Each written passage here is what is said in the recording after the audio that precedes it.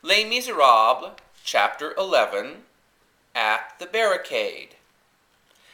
In that year of 1832, there was unrest in every quarter of Paris. People were speaking against the government.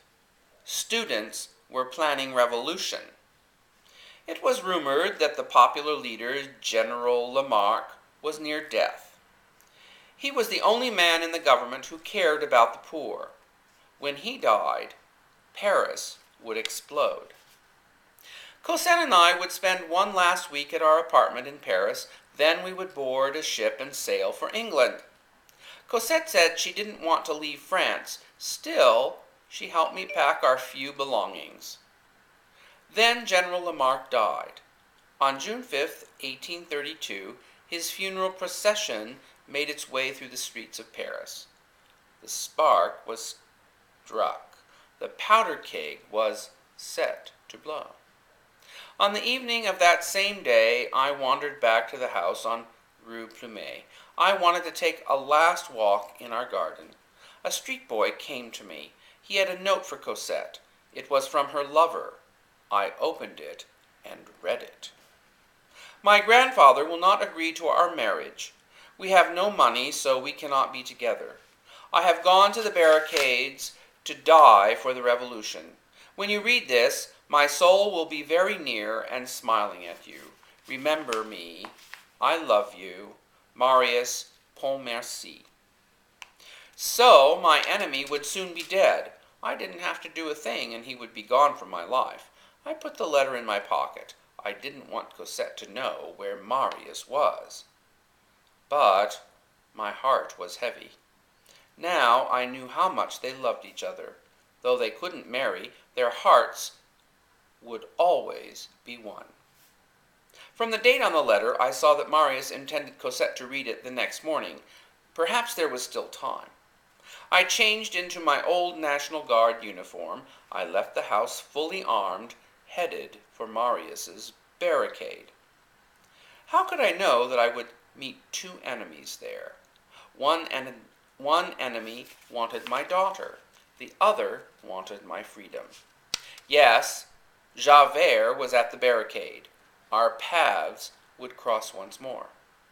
The barricade was enormous, 3 stories high and 700 feet long, built in front of an inn.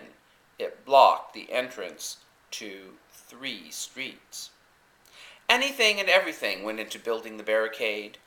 Doors, screens, broken windows, bedroom furniture, stoves, chairs, pots and pans, whatever was at hand.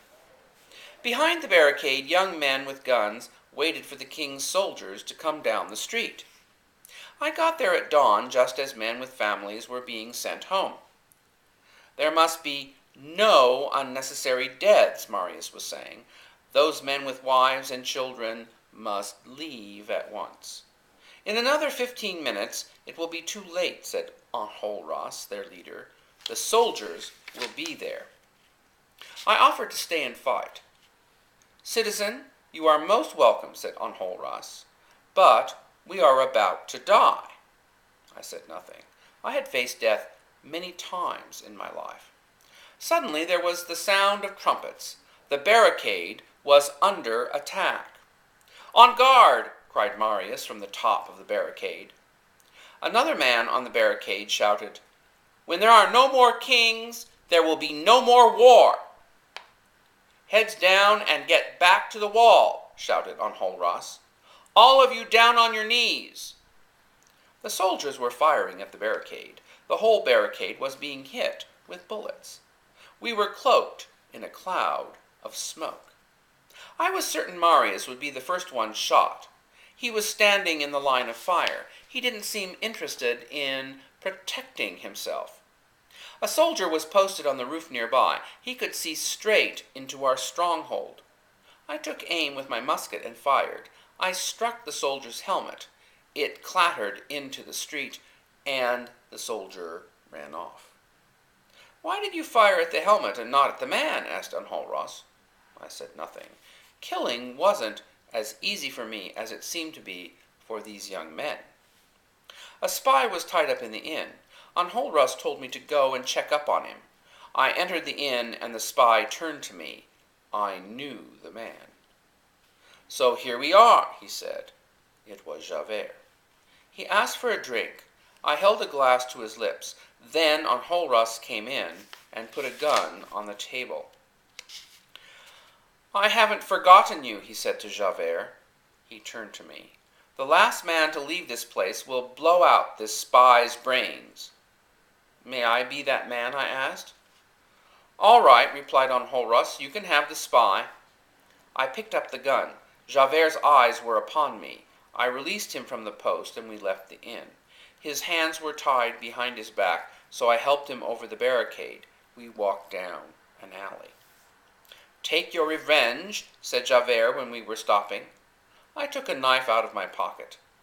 "A knife to the heart," exclaimed Javert. "You're right, that's your style."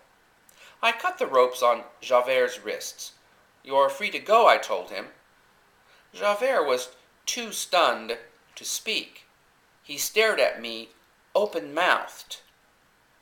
"I probably won't leave here alive," I said, "but if I do, you can find me at number 7, Rue de l'Homme-Armé. I live there under the name of Fauchelevent. Now go." After a few steps, Javert turned. "I would rather you killed me," he said. "Clear out," I cried. When he was gone, I fired the gun into the air. I went back to the barricade and reported, "The spy is dead." But Marius wasn't at his post. He was lying on the pavement. A bullet was in his shoulder. He looked dead, but he was still breathing. The king's soldiers would soon be on the barricade. I had to get Marius to safety.